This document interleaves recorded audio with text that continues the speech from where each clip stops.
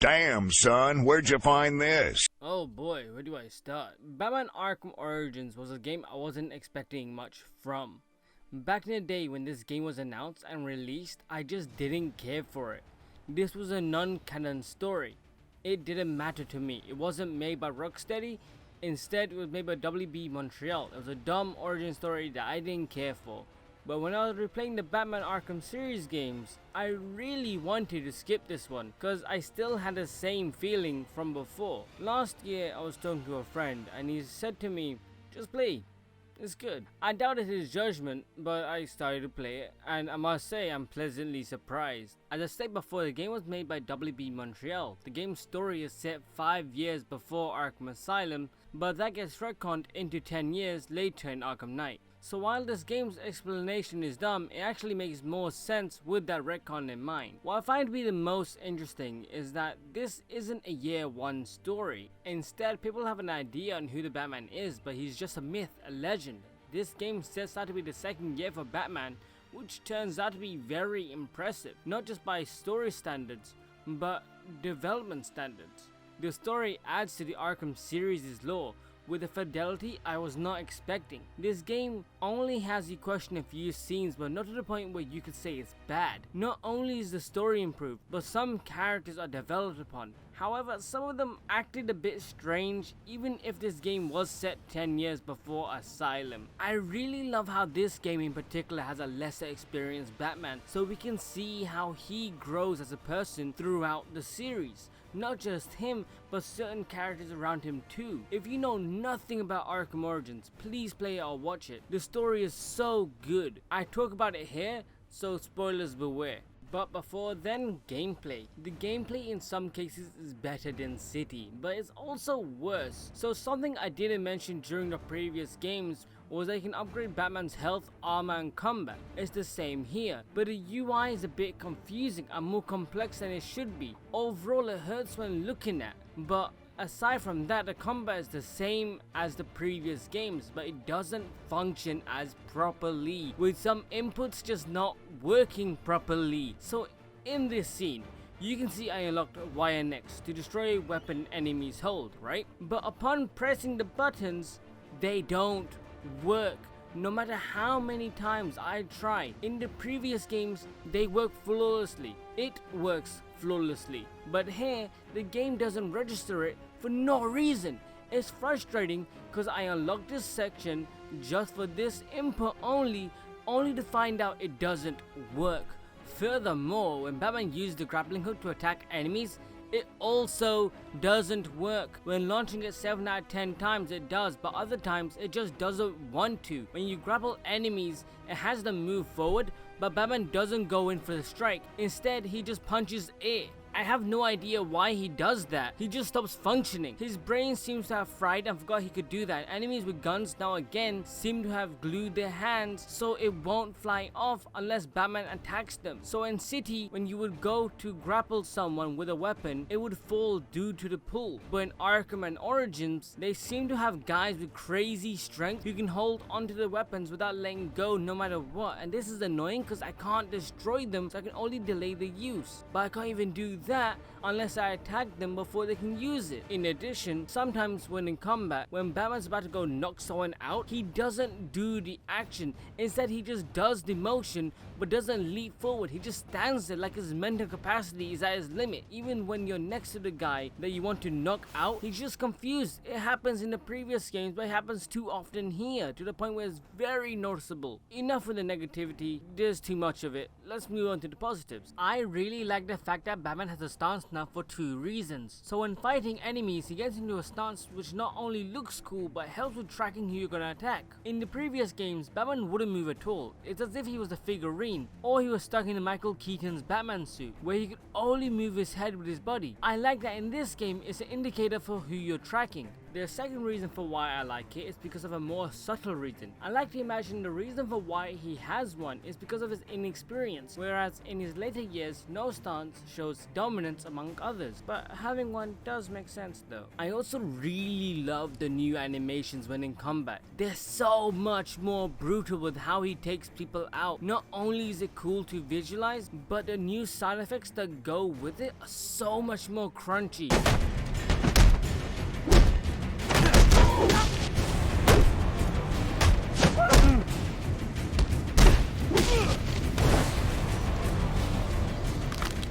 Right on.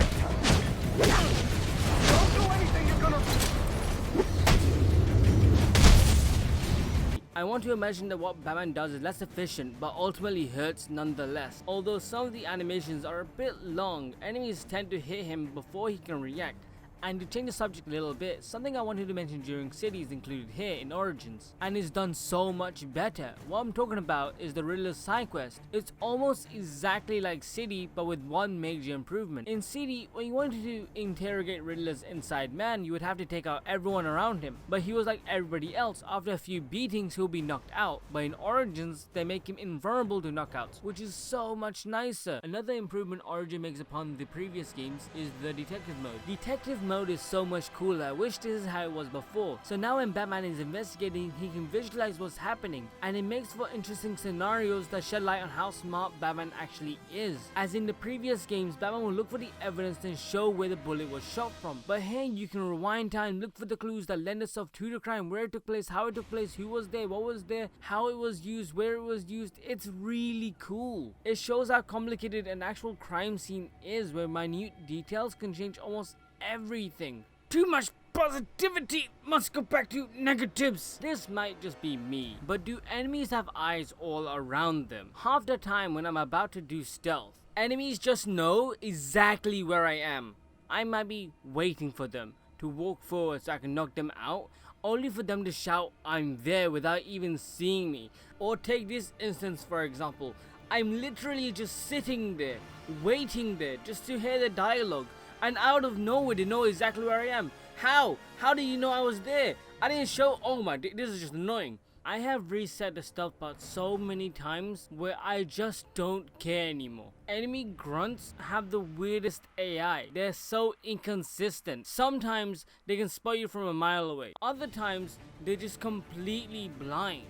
And then there are moments when they will actually look for stuff that seems to be out of place. They will just check vents if they think they've spotted you, and will continue to keep checking up on them. And that's super cool. But other times they just forget really fast, or they stay there forever hoping they spot something. Another stupid case is when you throw something like the concussion detonator. They just automatically know where you are, even if it was supposed to be a distraction. This game is just not consistent enough. That's the issue. I feel like if the Arkham games were to have a stealth meter, it would be better to show how close you are to being spotted, like the Hitman games. Talking about consistency, just like the previous games, this game adds 2 more enemy types. The first being Bane-like enemies who take venom but not like Asylum Titans. Instead, these are regular enemies who take venom but then charge and grab Batman so that the other grunts get a free hit on him. They are a bit harder to take out as they are stronger than normal enemies, but you take him out the same way as always. You just punch him. The second new enemy types are martial artists. They won't go down if you do a finish on them, and they're more aggressive than normal grunts. When you find them, they tend to parry everything. It's insane. I like the new enemy types, they're fun. They add an interesting dynamic to the overall enemy grunts Batman already has to go up against. It's such a more of a challenge so you don't go swooping left and right. And something I found super weird about this game, and only this game in particularly, but after beating someone, there's a chance that they'll just bounce for no reason. It's pretty funny when you see it, because sometimes you just find them and then bam. I remember when this game came out, the fanbase was quite mixed as to whether or not WB did the right thing to include gadgets Batman wouldn't have during this period of time. On one hand, I feel like the gadgets that Batman has during this game goes against the law we know, while on the other hand, I understand why they were included. They're fun, they're good gadgets, they add to the level, and it makes levels and environments more complex and interesting. So take it as you will, I'm gonna excuse it, but in the future games, I better expect expect a remote claw. That gadget's pretty awesome. This time around, during story, you can change Batman's costume without having New Game Plus, which is a nice touch. But because some scenes are done in VFX and don't use the in-game graphics, it looks weird when you have one suit but then in the cutscene you're wearing another. Overall, gameplay gets a 7 out of 10. There's a lot to like, but ultimately it takes what City is so good at but messes it up. It's like a friend is trying to cook. You're happy they're trying, but upset they forgot to add the right amount of ingredients to make it perfect. They added enough for it to be different and unique, but the final outcome is both bitter and sweet. It's just not a good blend, especially when they were so close to perfection. And unlike Arkham City, the level design here is 50-50. I feel like Gotham is interesting enough, but the world map feels dead with not enough events happening, barely any talking or movement, not enough random side quests going on, not enough activity. I like the explanation for why there's no one outside, but why won't there be instances where normal people would have to go out, or car crashes going on with criminals hijacking them and driving around causing havoc, bad guys breaking into shops, robbing them, beating up innocent people, the homeless freezing, gunfights among gangs. Instead, what we do get is some walking in very specific areas, some talking, but not enough, and really boring side quests. Too many Riddler trophy collectibles, destroying the dumb camera things, finding penguin gun crates, doing more AR training, and ultimately too much of the map is bland with just snow everywhere, and not enough creative level design. There were only 2 times when I was surprised by the side quest. The first being Mad Hatters. You can tell the team had so much fun creating it. It feels like they had a lot of creative leeway when it came to this quest. It's so bizarre and out there. It being 2D reminds me of the Scarecrow levels in Asylum, and I love that. And the other time is with Shiva the Assassin, but only the first time. In order to encounter her, you randomly start hearing a baby cry. When going to investigate, you find a crib, and it's so creepy and weird. It's very bizarre and memorable, and I also really like that. But unfortunately, a lot of the other Shiva stuff is just standard assassin nonsense. The other side quests are rather boring. The other one I liked were the detective stuff. I find that the team created just enough of them to make it not repetitive and still interesting. Going back to the map, another issue I have with it is it's just not interesting enough.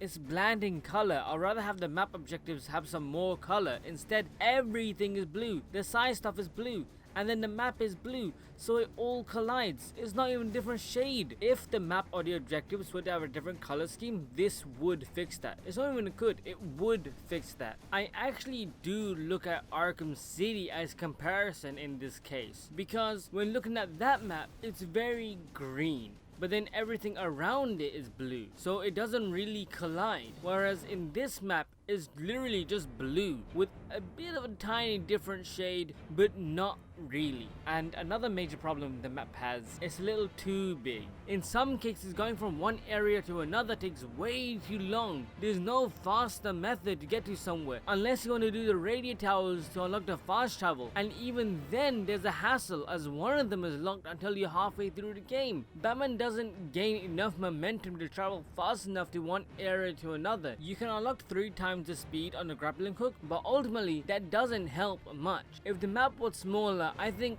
that would help the most. It wouldn't hurt the story or the pacing. Instead, I think the game would be better. The map is a huge wasteland full of nothing. The reason why City was so good was because of how it utilized the map to its fullest, while being quite small in comparison. Thankfully, the level design itself is rather interesting, especially when you're inside buildings. It's cool to see what it might have looked like during this period of Gotham. I like how stuff that was mentioned during Asylum and City are featured here in its prime. And one of the real reasons why I really like the level design is because of the way WB Montreal managed to do the lighting. I love it. I love it so much. I didn't think going from Arkham City to Origins so much could change, but Origins has such a beautiful lighting system. I love going through a colored area to see how it reflects the Batman suit. I love when the light hits objectives, creating shadows more realistically. It overall is a really good engine when it comes to lighting. Unfortunately, what's not good about it is something that happens during the story. So throughout the game, and this is a prominent issue I learned, throughout the game, cutscenes just tend to just freeze for no reason. And there's some workaround on it on the PC version, but I couldn't fully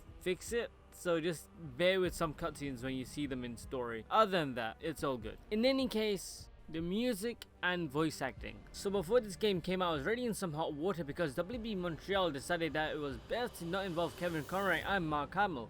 The reason for the backlash wasn't entirely that though, it was more to do with WB Montreal's response. They said because this game is set 5 years before Arkham Asylum, Batman and Joker's voices would have changed because both Kevin and Mark won't be able to portray younger versions of themselves, which is utter nonsense. But I'm gonna challenge their reasoning. Why do all the other characters sound the same way then? Alfred, Harley, the Riddler, the Penguin, why do all of them sound the same way as the counterparts? It's such a crappy reason that it shouldn't have been used. If they came out and said, yo, they can't do it because they're working on the other game, probably not because of the NDA. If they came out and said scheduling conflicts, then it would be understandable. But the reason WB gave was bad. But overall, what do I think of the new voice actors? They're pretty good. Troy Baker does a fantastic job as Joker, while Batman is portrayed by Roger K. Smith, who also does the voice of Sonic, so looking him up was a pleasant surprise. Both actors do an amazing job at representing the youth of their characters. But what I do find weird is the lip syncing of the character models. It's not great. There are times where the characters are speaking but the mouth isn't moving, or the lips are flapping a little too much or a little too little. It's not a major complaint, but it's very visible. The only other issue I have with this game is the weird audio issues. So when a character is speaking, the dialogue is sometimes cut or placed over a different piece of dialogue, but I don't understand why that is. I'm the type of guy that likes to listen to all dialogue even if it's unimportant, but this game goes nope, that's not important right now, listen to what Batman has to say. Like, nah, I want to listen to what this random NPC has to say. Then there are times where the audio just disappears for no good reason. Take this instance for example, where in the Mad Hatter's world, anytime I get knocked back to the black screen, the audio continues with a lot of blanks. From me. Poor sweet Alice. Lost and alone. I had to find her. Had to bring her home, and so I did. It was quite the journey. She's here again, safe with me. Voices of the Queen. If they could sort out these issues, then it would be great. But let's be honest here, they're not going to. This game came out 6 years ago. But then again, Half-Life got an update, like out of nowhere, to fix the eyes. Just fix blinking, so maybe, possibly. In terms of music, it's more aggressive while sticking to the same themes the previous games had. I find that it works in this game as we see a younger Batman who's just angry with himself and the world around him. I actually prefer it more than Asylum and City because of the harsher tone it brings to the series. The previous games had similar sounding themes, but this game takes it up and amplifies it by 10. In any case, on to the last bit, and you know what that means.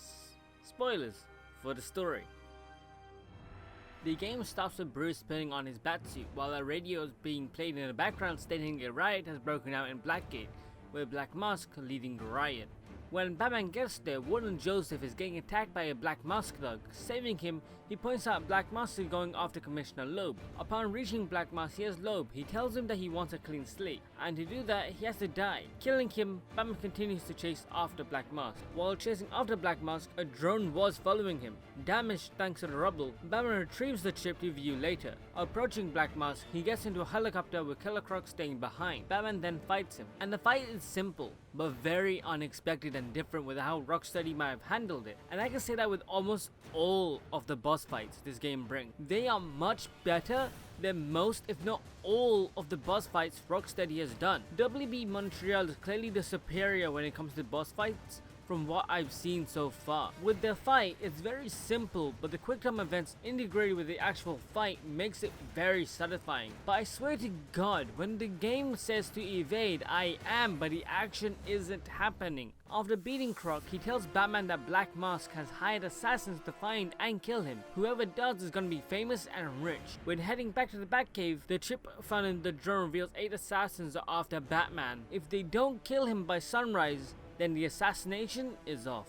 Only 6 of them do you fight in the story. The last 2 are side quests. Alfred tries to have Bruce stay behind and let the assassins fail by having him not paroled tonight, but Bruce argues if he doesn't, they will put innocents in danger just to lure him out. So first, Batman has to find out who was operating the drone. His conclusion is Penguin, as he has the money to even own one. Tracking him down, Penguin has a fight club occurring. The rules? Whoever can kill the Batman wins. But the person running it is probably the worst character in the Arkham series. Not because of what she does, but because of that awful outfit and that haircut. Oh my god, that's terrible. It's just disgusting. The crime against fashion. In all seriousness, the second assassin joins the fight. Executioner. What a badass. He has a scar, maybe even a shocking backstory like Zuko from Avatar: The Last Airbender. And not that shit Korra. He can block any range attack. He's just a menace all around. There's only one thing Batman can do. He decks him in the face and that's it, nothing more. He lies there unconscious. Moving on. Penguin has the son of the Falcone's leader captured, but I don't ever recall the Falcones ever being part of the Arkham series, not by name or anything. In any case, rescuing him, Batman goes to interrogate Penguin by fucking throwing him across walls and strangling him, all while punching him in the face. Jeez Louise, this is a savage Batman. I love how brutal he is, and I would have loved to see this in the previous games, but I understand why this wasn't the case. Penguin then spills the beans as a murder had occurred a few nights ago at Lacey Towers, but as he was spilling the beans, Slade intervenes and wants to fight Batman. This fight is so cool. It's so much cooler than any other fight in the whole Arkham series. So during the fight, the mechanics you knew will be your bane. So throughout the whole Arkham series, you never had to worry about countering on time, but now you do. During this fight, you have to emphasize Slade's ability as an assassin, as no other character has been able to do this in the series. Not only that, but as the fight progresses, you have to figure out how to beat him, as he likes to evade and dodge a lot of attacks. You can't just attack him blindly, he will then proceed to counter them and attack you head on. Thankfully, the game does go into QTE moments, so he doesn't just kill you, but he can. During the fight, he will then evade, throw a flash grenade, and then sticks a barrel full of explosives onto you, all while you'll then have to blow it up with your batarangs. But then there are other times where he throws a flash grenades, he will then try to jump, so you're gonna have to counter that and then beat the shit out of him. It's so badass. I love it. Defeating Slade, Batman steals his gadget, with Penguin telling Batman he's fine and he'll be spending the evening with his 2 escorts, with Batman responding with, "I need to ask you more questions. I only bring this up because there's no way to reach Penguin after this point. You never hear from him again." So this line is a lie. I spent maybe an hour trying to reach him. I tried looking for websites trying to find him, and there's just no way. Why did the game even mention this? They should just made him unconscious or kept him unconscious. Why is he even like active? And I felt like the savageness Batman did to Cobblepot was somewhat taken away because he was fine. Like, don't worry about it fam, I'm all good. Just gonna hang out with these 2 ladies, if you know what I mean.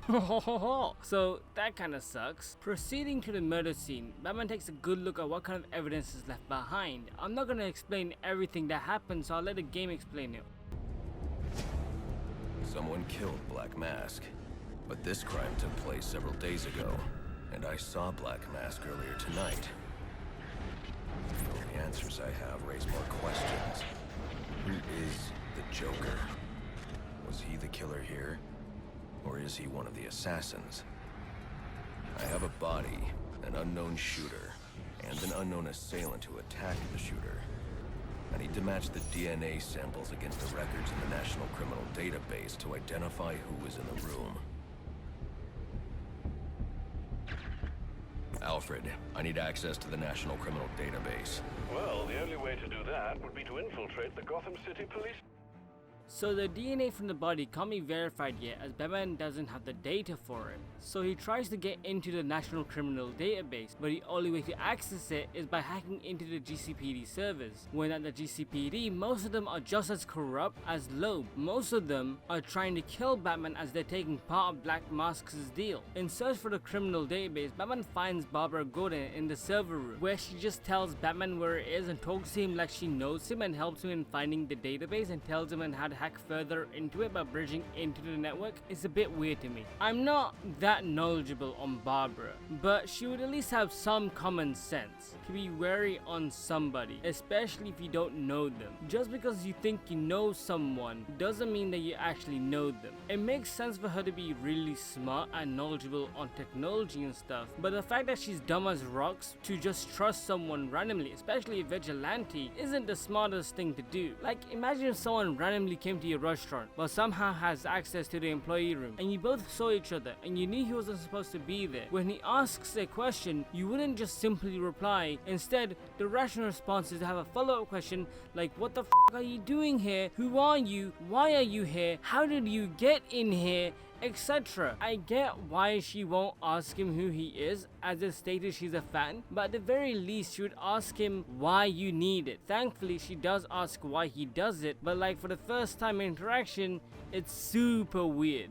As Batman tries to leave the GCPD, he takes the elevator where he runs into Gordon. They have a debate as to who's on whose side and what justice is. That's all before more policemen come and try to kill Batman. Batman pushes Gordon aside, knocks him out along with the other policemen. When Batman gets under the bridge to connect the telecom wires, he has access to the database. Analyzing the blood from the crime scene, Batman finds out that Black Mask, aka Roman Simmons, owns the Gotham Merchant Bank, and a really cool cutscene plays out which has a lot of information in it, so...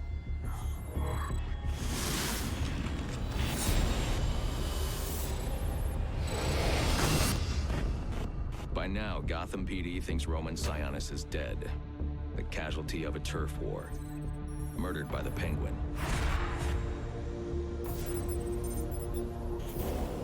But I know better.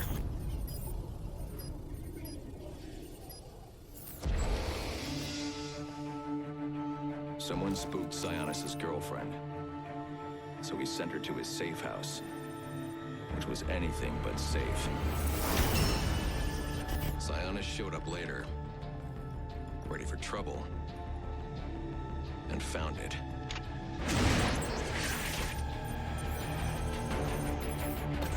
Or so it seemed. Roman's always been paranoid. That's probably why he's lasted this long. He'd sent in a decoy, giving himself the element of surprise, but it wasn't enough. There was a fight. Sionis lost. The killer didn't hesitate to shoot the decoy, but he wanted Roman alive to access the cash stored at the Gotham Merchants Bank. With Sionis under control, all that remained was to tie up loose ends. But it wasn't the fire that killed Sionis' girlfriend.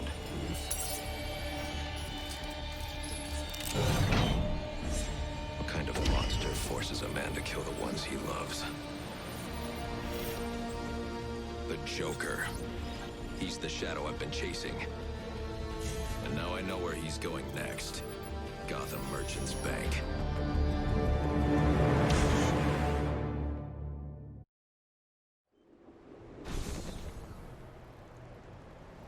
Alfred, see if you can find any information on someone named the Joker. Searching now, sir. There doesn't seem to be anything coming up. What do you know about him? Not much, but he's taken Black Mask hostage. Hostage? So Sionis isn't dead? I don't think so. From what I can tell, he's worth more to the Joker alive. The Joker wants to use him to break into the Gotham Merchants Bank. When Batman gets to the bank, everyone is dead. But like, why was anyone here? Did they not know today was gonna be a quiet day? Like, today was Gotham's worst day with heavy snow. Like, they should have stayed home. Even so, Batman advances and he finds Black Mask. Batman asks about the Joker, where Black Mask then sarcastically is also asking a lady who was drugged as well as the real Roman Simmons. But it's revealed. Was it revealed though? I thought Batman knew. Why did he ask? He is the Joker. He then throws a lady towards Batman and blows up the safe, all while taking the real Black Mask hostage. I'm not into the whole, it's me, Joker the entire time. Like, how does he sound like Roman? Is he a Terminator? He never does this before. There's no voice chip, nothing. He just somehow does an impressive impression of him. Was this a hidden talent that no one knew? When he can only sound like Black Mask? It's just funny. Anywho, Batman wakes up to a disturbing scene and continues on his merry way to stop the Joker. Taking out Joker goons, they tell Batman that Joker might be heading to the steel mill, so off we go. But before then, Alfred and Batman get into a debate whether or not the GCPD should handle it, but Batman refuses and insists he will stop him. When at the steel mill, Black Mask and Joker are nowhere to be found. Instead, Batman hacks into one of their servers and finds out Black Mask has been tracking Joker for some time now, and he would know what Joker has planned, in addition to where he actually is. Tracking down Black Mask, his men have captured him. Cutting him loose, Batman begins to beat him up. That is until Copperhead, another assassin, poisons Batman. She runs away so that the poison can take place. Batman calls Alfred and uploads an analysis of the poison. Alfred tells him to go to the roof so he can send a cure. When trying to get to the roof, Batman is suffering from hallucinations of the past, with hallucination Alfred asking if what he's doing is right and what his parents would think if they saw him now.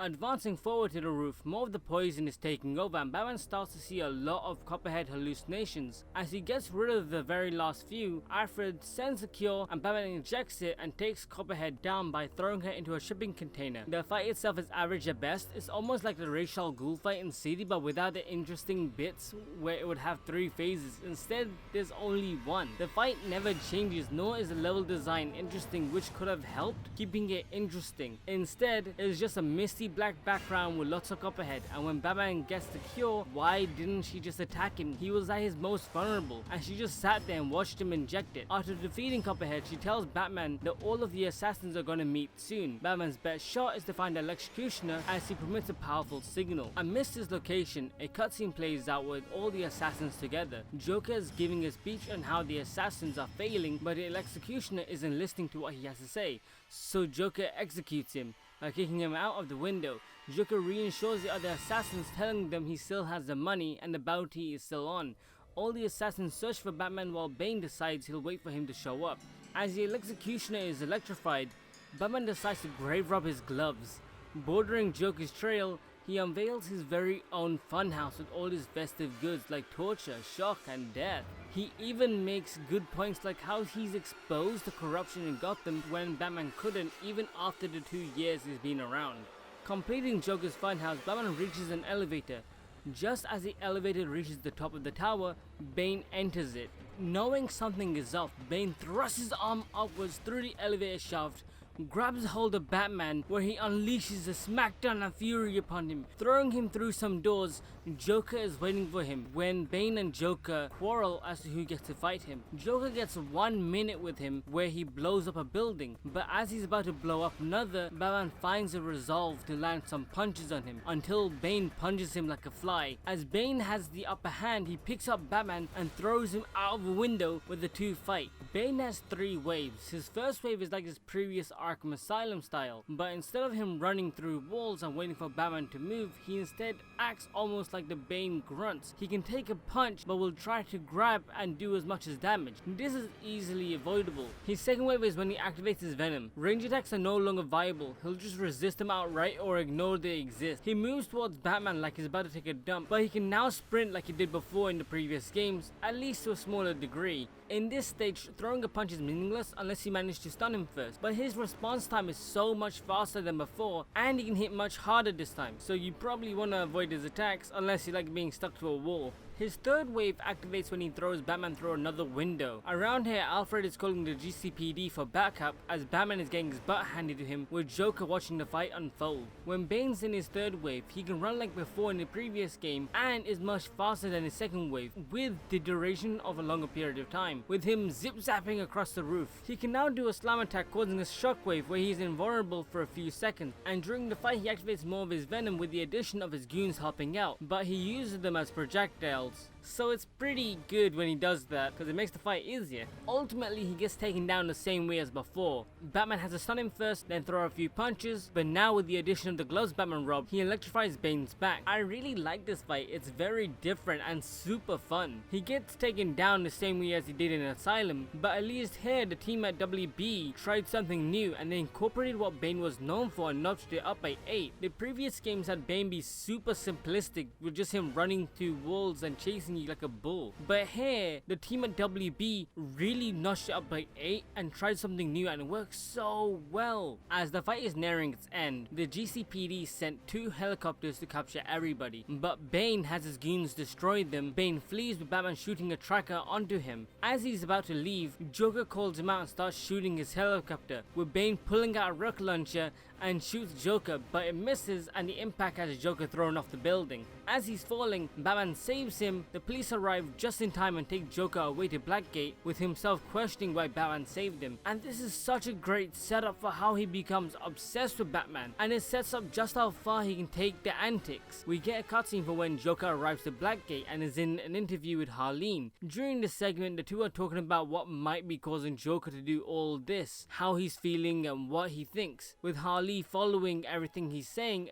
but almost falling in love with him. But this part is somewhat funky as the interaction between them is different during Arkham Asylum. If we pick up the 4 Harleen recordings, it's revealed that Harley met Joker at the asylum and not Blackgate, and the interaction between them was very different. In Asylum, days and months go by till Harleen turns into Harley. Here, Joker says all the right things by mistake and he's talking about Batman, whereas in Asylum he's actually manipulating her. He's doing the same here to some extent, but in the tapes it feels genuine with the conversations they were having. But you can tell there was a sinister cynicism with him leaving Gibbs at her office and saying things to her that he wouldn't do to others. Here she's just a sheep falling in love with him after the first day. The whole section is a bit funky, as in Night they retcon this, so take it as you will, as some parts of this game is canon while others just aren't like this meeting. In addition, for some reason WB Montreal gave Joker a backstory. I always thought he didn't have one. At least in the Arkham games, the tapes show no one really knows. Even Joker doesn't properly remember, so he likes to change up here and there. But I'd rather have none at all, because it kind of ruins the Joker's character, especially because they're following the Killing Joke comic, where the comic is all about morality and the book is very grey, where the Arkham games aren't. The Joker's just a bad guy, and a great one at that, but it doesn't match his character at all, especially because this is set in the Arkham universe. I know the tapes refer back to the Killing Joke also, but not to this heavy extent where they actually visualize and show it. It would have been better if it was a big jumble mess of parts from different comic books that make for a big story, but now we know his actual backstory. But again, take it as you will, because even though it was shown, it's probably retconned, especially because this is never brought up ever again. As Batman returns to the Batcave, the police are on high alert as they stop someone who looks like Bane. As Bruce is about to go on search, he and Alfred get into a heated debate as to who's doing the right thing. Alfred wants him to stay and act like a Wayne, whereas Bruce wants to continue patrolling the night in search for Bane. Ultimately, Bruce leaves. Investigating the area where the police thought they seen Bane, Batman uncovers his hideout, where Bane has taken up the tracker and has made the unraveling discovery on Batman's real identity. Knowing this, Bruce tells Alfred to stay in the Batcave, but just as he's about to return, Firefly is taken hostages at the Pioneer's Bridge. When Batman arrives, Firefly has already begun setting the bridge atort, with Firefly's men setting up bombs to destroy it further. Batman tells Gordon to request his men not to go onto the bridge, but he ignores what he has to say. Batman then learns there are 4 big bombs ready to blow up the bridge. He manages to stop 3 of them, with the 4th one locked behind a security door. Batman requests Gordon to tell him the code so he can open it, but Gordon refuses, so Batman tries to find another way around. In doing so, he encounters the prisoners Firefly captured. In the process of reaching the last bomb, Firefly spots Batman. Firefly begins to gloat on how he's gonna kill him, all while being famous when he destroys the bridge with a bomb detonator. Batman uses the grappling hook to pull Firefly down. In doing so, his grip loosens, with the detonator descending, luckily not blowing up. From here, the two start duking it out. The fight is good, but with its own share of problems. To start with, it's very much like the Ra's al Ghul fight when he gets in his second form, but here it's a little bit more interesting with its environments and visuals. The gameplay is very simple. Batman has to evade Firefly's attack and has to keep throwing batarangs until he gets stunned, where then Batman has to pull him down to attack him. The fight doesn't really change much. Once in a while, Firefly will throw bombs, but to be honest, these are issues I'm only noticing after reviewing the footage. The fight is super short, so you don't really notice it at all. Otherwise, as the fight continues, Firefly grabs the bomb detonator and presses on it, with nothing happening. With his good fortune, Batman smacks Firefly down and has him captured. Gordon and Batman exchange a few words, solidifying their relationship. Ensuring Alfred's safety, Bruce starts heading back to the Batcave, but Bane calls him directly and has entered Bruce's mansion, stating he's left Alfred to die. When Bruce gets back to the Batcave, it's on fire, with everything destroyed. Locating Alfred's location, he tells Bruce to not feel like this was his fault and not to burden himself. With sheer anger, Bruce recalls stealing the electrocutioner's gloves, hoping he can bring Alfred back. He alters the shock capacity and performs defibrillation. Bruce manages to succeed. Hospitalized, Alfred tells Bruce he now understands why Batman is so important and that he's proud of the person Bruce had become, so he needs to go out there and stop Bane. But it's high time to realize he can't do this on his own, he needs others to help him. So with his newfound relationship with Gordon, he heads to Blackgate to stop the riots Bane has caused. With this, the police radio states Joker has also escaped out of his cell. When Batman gets there, he tells the police to help Gordon lock the place down. Throughout Blackgate, enemies are attacking police officers. Retaining them, Batman eventually finds Harleen, where she knows exactly where Joker is. So heading to Panoptical, Joker has, this guy from the beginning captured, and in the process of having him captured, Joker questions why Batman didn't kill him, and not doing so was a mistake. So he has Bane summoned, where both of them want to see Batman fail. So they set a challenge for him. Bane holds a heart monitor that is connected to his own heart but also to an electric chair. Every time he clamps on it, it would then increase the voltages on the chair. Batman either has to kill him or the Joker. Bane threatens Batman if he doesn't fight, he will then increase the voltages, killing Joker anyway. The fight is very similar to Bane's level 3 in his previous fight with no upgrades present. In the process of the fight, Bane crushes Batman's back. Gordon is now at Blackgate trying to stop Joker and trying to rescue that guy. Gordon injures one of Joker's goons to rescue Forgotten Man, but doesn't shoot Joker in the kneecap so he can't move. I don't understand why he didn't just shoot him in the kneecap or something, right? He shot the other guy, but he wouldn't shoot Joker. Okay, I guess. Instead, while the fight is going off, he tries to take off the metal hat. Instead, both he and Forgotten Man are defeated. Joker now has a gun and has Gordon captured, and they will die if Joker gets electrocuted. Back to Batman. Bane has him on the verge of death. That is if Batman didn't have the electric gloves. He sets them to the highest capacity, killing Bane. With Bane dead, Joker gets away, leaving Gordon and Forgotten Man. Oh wait, shit, they mentioned his name is Joseph in the subtitles? Alright, I remember, it's Commissioner, no it's not Commissioner, it's Warden Joseph, I remember. So Batman tells Joseph and Gordon that Bane isn't dead, instead he's in cardiopulmonary arrest. Batman brings Bane back to life, but he's pissed off. Bane in the last minute realizes that he's failed in defeating Batman and resorts to his last resource, an experimental Titan formula, one that hasn't been tested. When taking it, Bane transforms into a hideous monster with his whole body now looking like a jacked up muffin that just took steroids. He resembles his previous Arkham counterpart, but he no longer is acting rational, but is instead acting like an actual monster, responding to sound and not being able to speak. This section is so cool. It's literally out of a horror game. Throughout the fight, Batman has to take out Bane in various ways, but all in stealth. If he sets eyes on you, then he will just stop at nothing to capture you. If he sees you enter a hiding place, he'll check it out more than one occasion. So staying there for too long is not a good idea. He also has really good hearing, so you can't just run around. Taking him out is pretty simple. As you're hiding, you just have to knock him into a wall or whatnot. Finishing Bane, Batman has him electrocuted again, this time with no regulation on the voltages. He just somehow knows he won't die. Capturing him, Batman mentions how Bane's memory is now permanently damaged. Batman meets up with Gordon, where he tells him that Joker is towards the chapel. Heading to his location, Batman quickly overpowers him and smacks him about before he's captured too. The game ends with Gordon giving a narration of Batman. Towards the end credits, Slade gets hired by Amanda Waller for her Suicide Squad. Unfortunately, this doesn't go anywhere. The game's not over yet, by the way. It has DLC that takes place months ahead of Origins, and it's pretty cool. But before I talk about that, overall the main story is very good. I thought it ended up being very fun, and it surprised me by a lot given the reception of the game. The story, in my opinion, is getting an easy 7 out of 10.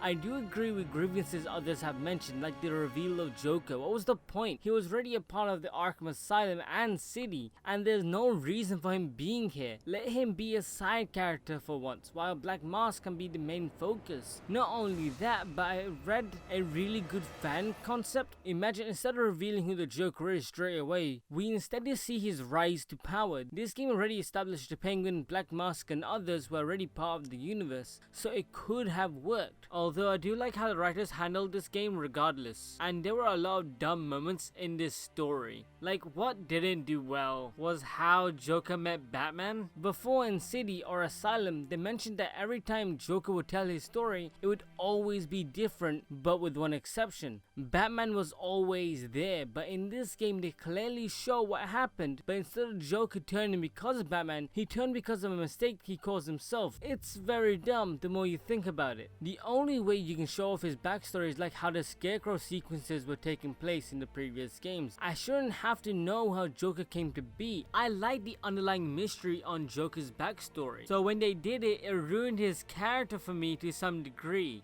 And the only way they could have done it, in my opinion, it would have been better if you got a bunch of Joker stories and then put them into one, and then have broken fragments taking place so you don't know which era, what's happening, or where you are, and so on. So you get an understanding on the Joker's mind, but not his actual true backstory, and that would have been cool. I've already expressed my grievances with how Harley met Joker, but seriously, that was so stupid. Their first conversation lasted less than a day and she fell in love with him. It's so dumb. I think it's implied that she let him get away, but there's no way anyone that easily persuadable could be hired. Unless the inmate was Poison Ivy, I can believe Asylum as days and weeks go by with Joker slowly creeping up and taking advantage of her, but here it's less than a day. It's less than 4 hours. What? Other than those two issues, the game is very good from combat, stealth, story, just overall it's a really good game. And the fact that Warner Brothers doesn't even acknowledge this game with their re-releases is sad, because a whole team put in so much time and effort in making something that many players won't ever get to experience because of pure ignorance. They could have put another disc in the trilogy and renamed it to Tetralogy, but I guess that word isn't mainstream.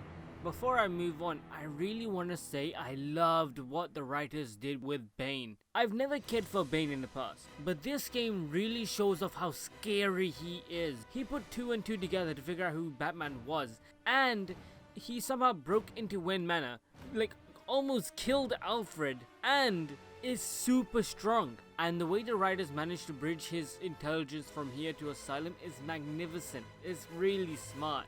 But before I end the review, the DLC for Origins Cold Cold Heart is really good, so if you have played the main game, I do suggest you pick up the DLC. The DLC takes place a few months ahead of the main story and brings in Mr. Freeze as the main villain. It integrates itself excellently with the continuity with the following games, and I believe this DLC really shows off how even Bruce can make wrong judgment calls about villains, as they too are just people. The DLC really shows how scary Freeze can be. In City, I didn't get that vibe from him, but the opening shot when he enters Wayne Manor shows how destructive he can actually be. The DLC doesn't bring in just a new story, but a lot more. There's a new enemy type, a few more side quests, and new Batsuit. If you haven't picked up DLC and own Origins, I think you should. Although the story is basically what we know from the anime series and now everything. In City they had audio tapes explaining his backstory, so it's nice to see it in game, in motion. Either way, that's it for me. See ya.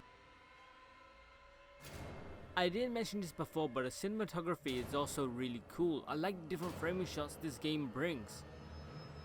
The shaky cam is something I don't think any other game has done before, and it's executed so well here.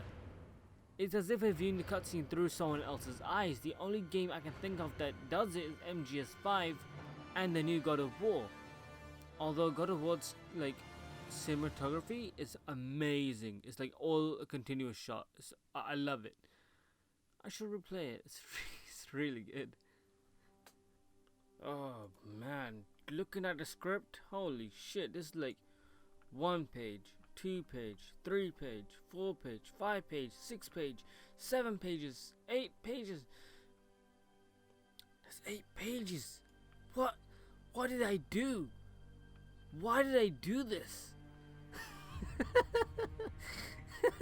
Okay. This is gonna be a nightmare. Alright. Anyway, the story. Calendar Man cell is in this game. I never noticed it until now. That's so weird. Shit. They were talking about him before and I was in his cell. Oh my god, that's so cool. Thankfully the game does go into QTE moments. Oh my god. Oh my god. This. Oh my god. Oh my god. Oh my god. Why? Why did it go off? This stupid. And there's more trains. There's more trains. And the humidifier just went off.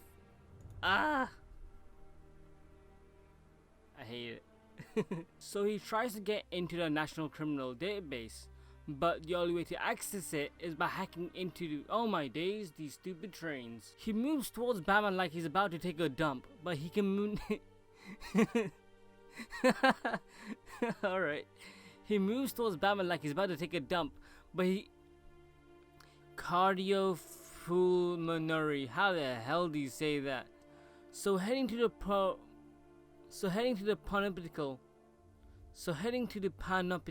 How the hell do you say that? So heading to the panoptical. Okay. And Alfred is like acting like it's a good thing, so you can't just say his. Is Alfred into brain damage? I guess in this one occasion it makes sense, but is he? I don't know. It's pretty dumb. I realized that looking back at the script, or looking back at the videos, looking back at the footage of the game, like Bruce is just like really mean to Alfred. Throughout the game, Alfred just keeps bringing him like he's bringing him like a Christmas turkey or something.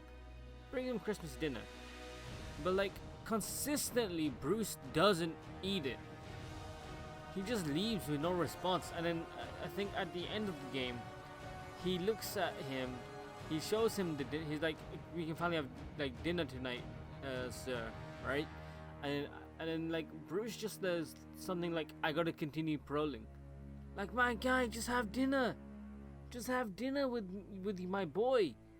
Just have some dinner with my boy. I don't know, man. Alright.